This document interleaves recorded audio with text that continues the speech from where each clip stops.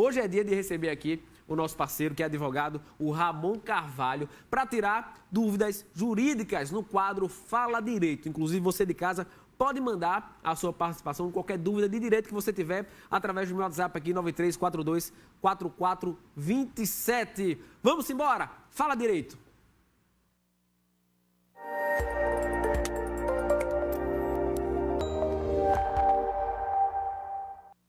Fala Direito. Oferecimento Multifilme Equipadora. Acessórios para o seu carro é aqui na Multifilme. Bancada de couro por R$ 949. Avenida Beira Rio, fone 3244-1936. Olha, muito boa tarde. O Ramon que já está aqui comigo. E a gente vai começar, Ramon, com uma pergunta de um telespectador. Ele disse que está com uma lesão de esforço repetitivo. O médico afastou ele por 15 dias. Depois desses 15 dias, o médico afastou ele por tempo indeterminado e mandou ele apresentar a empresa para que ela desse entrada no INSS, para que ele desse entrada no INSS. A empresa disse que iria pagar referente aos 15 primeiros dias que ele passou aí afastado. E que de lá para cá não teria mais direito a nada, seria mais com a empresa. O que é que acontece? Fica com o INSS ou a empresa acabou informando aí que ele não iria receber nada, né? Disse que o INSS estava parado. Ele pergunta se poderia desistir do afastamento e a empresa disse que não. Ele perguntou à empresa, a empresa disse que não, né? O que ele deve fazer? O que é que deve ser feito nessa ocasião aí? A empresa quer pagar pelos 15 dias e o resto desse afastamento pelo INSS. Muito boa tarde. Tira essa dúvida aí. Até eu me compliquei aqui de tanta informação. Muito boa tarde, Betinho. Muito boa tarde, pessoal de casa. Veja bem, nesse quesito específico, de fato a empresa só é responsável pelos primeiros 15 dias de atestado e depois disso tem que ser tudo regulamentado pelo INSS, deferido o benefício por intermédio de uma perícia que é feita e do encaminhamento. Ocorre que a empresa de fato não pode recebê-lo de volta porque estaria entrando em desacordo com a própria atestado médico, que determinou que ele deveria permanecer pelo afastamento por motivo de lesão repetitiva, podendo inclusive causar mais danos para ele. Ocorre que nesse período de pandemia o INSS não está fazendo os agendamentos periciais, não está fazendo os agendamentos da forma correta para que se possa deferir o benefício em nível do INSS depois dos 15 dias. A questão é, de fato a empresa não responde pelo período que ultrapassar os 15 dias somente o INSS e que se ele não receber isso no tempo correto, ele deve procurar depois a Justiça Federal para que veja esses benefícios pagos de forma efetiva. Betinho. Tá então tirando a dúvida aí do nosso telespectador e tem mais perguntas para o doutor Ramon responder. Vamos ver, porque dessa vez o telespectador mandou um vídeo para que o doutor Ramon respondesse e tirasse a dúvida dele. Bom dia, doutor Ramon. Em relação ao DPVAT, se eu cair de moto, o DPVAT realmente acabou? Como é que se encontra a situação atual? Muito boa pergunta, Betinho. Muito boa. Houve, ano passado, um boato de que...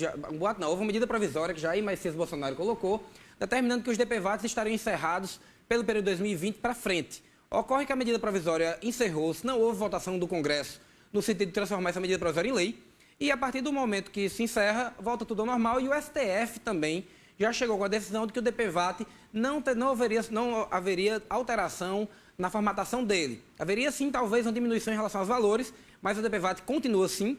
Lembrando que se você precisar do benefício, você pode procurar a página administrativa do DPVAT e fazer seu próprio requerimento, sem precisar de advogado para isso. E uma vez negado ou pago no valor menor, procura um advogado de sua confiança e ingressa com o pedido na Justiça Comum para fins de ver ter o DPVAT assegurado.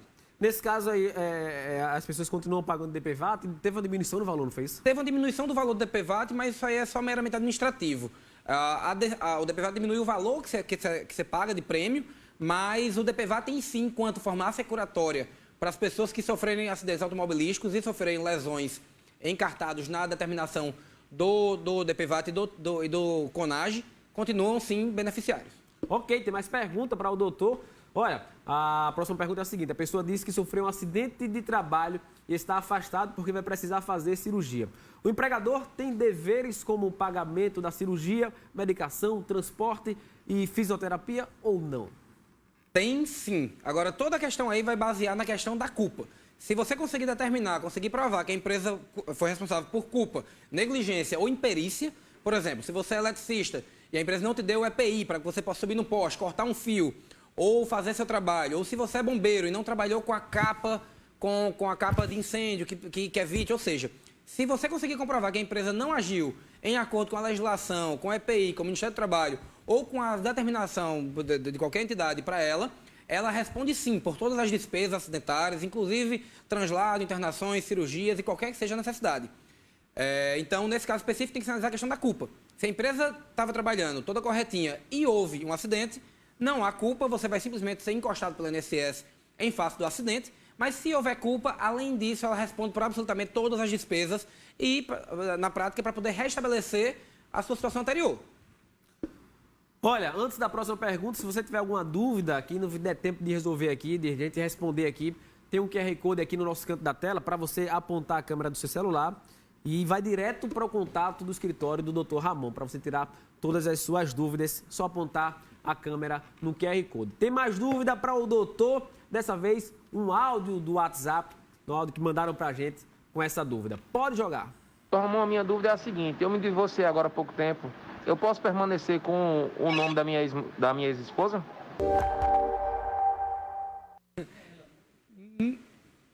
Não é uma pergunta muito comum, mas não sim, não. Você pode.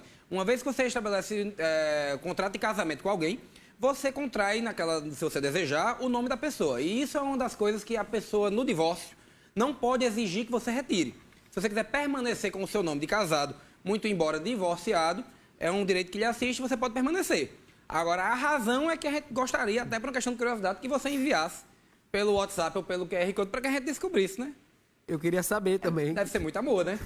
Ou gosta do nome, rapaz. Deve ser isso, doutor. Às vezes também constitui nome profissional, né? Você, por exemplo, se casa, estabelece aquele nome por alguma questão profissional. Vamos esperar que seja por isso, né? Rapaz, né? Não, ele quer voltar, não. Ele deve estar com outra, né? Ninguém sabe aí. A vida é muito bela, tem muita coisa. Olha, vamos a mais dúvida do nosso telespectador que mandou um vídeo pra gente. O doutor Ramon está aqui para responder. Joga na tela. Ramon, eu tive 4 suspensões no contrato de trabalho por conta da pandemia. Como é que vai ficar meu 13º salário?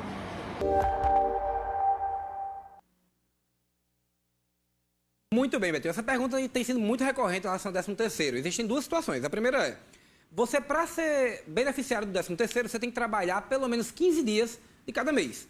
Então você tem que ter isso como parâmetro. Se você trabalhou 15 dias do mês, você vai ter direito àquele avo. Se seu contrato foi suspenso em sua totalidade, aquela suspensão não vai corresponder a um avo. Se você teve 4 suspensões, você vai ter só 8 dozeavos. Se você foi beneficiário da redução de jornada de trabalho, tem que verificar se você foi beneficiário de 25%, 50% ou 70%. Se você foi beneficiário só de 25%, você continua recebendo o avo, porque de fato você só reduziu em 25% a jornada de trabalho e a quantidade de horas dia daria na faixa de 16, 17. Você continua recebendo o avo completo.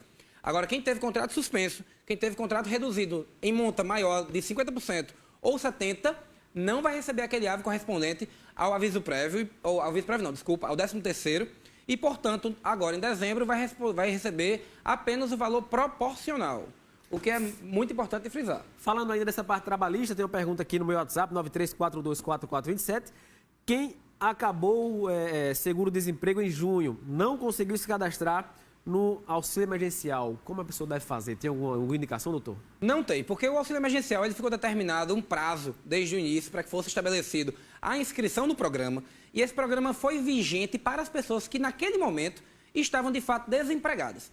Se você era beneficiário do seguro-desemprego no período que a medida provisória determinou para a inscrição do programa emergencial, obviamente você não estava qualificado na possibilidade de ser beneficiário do programa. Não tem como você agora, em meados de novembro, uma vez que acho que a inscrição acabou, se a Cacá puder me ajudar, em 3 maio... de julho, eu acredito que 3 de julho foi o prazo data, final. né? Foi. Pronto. Então, existiu todo o prazo determinado e você teria que estar qualificado naquele período.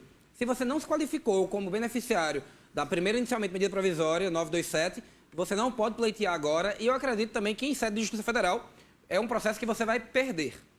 Tem mais perguntas aqui no WhatsApp, mas a gente vai ficar para responder, inclusive no privado aqui do pessoal, assim que a gente terminar a nossa programação. Doutor, a gente vai falar sobre um caso agora, que inclusive eu acompanhei, gravei a matéria com esse rapaz, inclusive eu até disse a ele, isso é muito memorado, rapaz, muita gente boa, muito desenrolado. Né? E o doutor, minha gente, está representando legalmente o professor de inglês Cristiano de Almeida Nóbrega, que na semana passada foi preso após realizar um assalto, né, ao supermercado do bairro do Geisel. Está aí com imagens dele na tela, inclusive, como eu disse, muito bem-humorado, falou inglês comigo, tirou onda, me xingou e tudo mais. Mas a gente entende que o momento, até eu percebi, doutor, que no momento ele não estava muito normal, será que eu posso dizer assim, né? A gente percebeu que realmente ele estava passando por problemas, uma espécie de surto, foi uma espécie de surto, tanto é que ele roubou com um facão, com uma espécie de facão, e pegou o dinheiro que roubou em frente ao supermercado e jogou para cima, ou seja, não é algo muito comum da gente se ver. Como é que está a situação desse rapaz, doutor? A gente ficou sabendo que ele, claro, a gente mostrou que ele foi preso, ele continua preso, foi liberado, responde em liberdade, como é que está? Olha, veja bem, Betinho, isso para mim também foi uma surpresa. Eu estava até semana passada gravando aqui, quando eu vi a notícia. Na hora nem imaginaria que eu seria advogado do caso, mas ontem a tia dele me constituiu como advogado. Fui lá no presídio do Roger, porque ele desceu para o presídio do Roger. Foi pro Roger. Ele foi preso dia 5 de novembro. Até o presente momento não foi feito nenhum tipo de audiência de custódia. Não foi ouvido. Inclusive, a delegacia mandou o processo dele para a vara incompetente, fora do prazo de 24 horas. Ou seja, o processo dele está completamente ilegal, extremamente abusivo em todos os aspectos. Inclusive, Betinho, quando nós fomos ontem lá, eu e minha sócia Leilane, no presídio do Roger, para ver como é que estava a situação dele, ele estava completamente despido, estava só com uma samba canção, sem acesso à medicação que ele necessita, porque de fato ele estava passando por um transtorno. Inclusive, ele disse a mim que tomava 5 remédios. Toma 5 remédios, os remédios estão lá no Roger, mas porque ele estava na fase de reconhecimento, o pessoal do presídio não poderia ministrar o remédio para ele, ficou no aguardo de médicos, isso demora 24 horas, 48 horas, então assim, tem que se verificar, independente de qualquer que seja a situação, independente do que quer que se tenha sido feito, a questão dos direitos humanos, sim, e da questão do acesso à justiça. Ninguém está questionando o que ele fez ou deixou de fazer, isso é uma coisa que vai ser discutida no momento posterior do processo. Mas tem que se respeitar o devido processo legal, tem que se respeitar a necessidade de apresentação dele a um juiz competente no prazo hábil, tem que se respeitar o fato de que ele precisa de defesa no processo, para que se entenda o que aconteceu. E assim, a gente está enfrentando uma dificuldade muito grande nesse sentido, no sentido de que a primeira vara regional criminal de Mangabeira se mantém silente diante do caso, mesmo após 6 dias. Inclusive, nós impetramos um habeas corpus ontem, no Tribunal de Justiça também. Sim. E o Tribunal de Justiça entendeu que não era caso de urgência, que ele estava 6 dias com seus direitos sendo violados, mas não é caso de urgência. Graças a Deus, hoje, de 1h30 da tarde, a gente vai voltar na vara regional para verificar justamente se a gente consegue o despacho para que determine a liberdade provisória. Mas o que eu quero que fique registrado é que tem que se pensar que em qualquer situação isso pode ser um parente seu, pode ser alguém de sua casa, pode ser acometido de um surto de qualquer coisa, e você iria gostar que essa pessoa tivesse a defesa, tivesse o direito de ver seus direitos perseguidos. Agora, você passar 6 dias sem audiência de custódia, sob nenhuma alegação prática, apenas por conta do coronavírus, você não ter direito a que seu processo seja julgado, para que se verifique se você tem direito à liberdade provisória. Primeiro, ele é réu primário. Ele não tem nenhum tipo de passagem. Tem curso superior. Tem curso superior. E foi direto pro Roger. Foi direto pro Roger, está em cela comum, sem nenhum tipo de suporte. Inclusive, assim, tem que ser verificado e a gente vai ficar em cima de fato, tanto da primeira vara criminal regional de Mangabeira, como do Tribunal de Justiça para fins que se estabeleça. E o pior dos absurdos, inclusive, os fóruns não abrem pela manhã, o plantão judiciário não atende critério de urgência, não considero que seja, e a gente fica batendo a cabeça na parede, tentando resolver. Continuando falando sobre esse assunto, doutor, de perdão ter atrapalhado o senhor, a gente vai falar ao vivo aqui porque a repórter Bianca Corbacho está com a família, está com a mãe do professor. Bianca, o que é que você pode trazer de informações, conversando com essa mãe desse rapaz que está preso, não passou por audiência de custódia, precisa tomar remédios e até o momento nem a família está conseguindo acesso a ele que está no presídio do Roger. Boa tarde mais uma vez.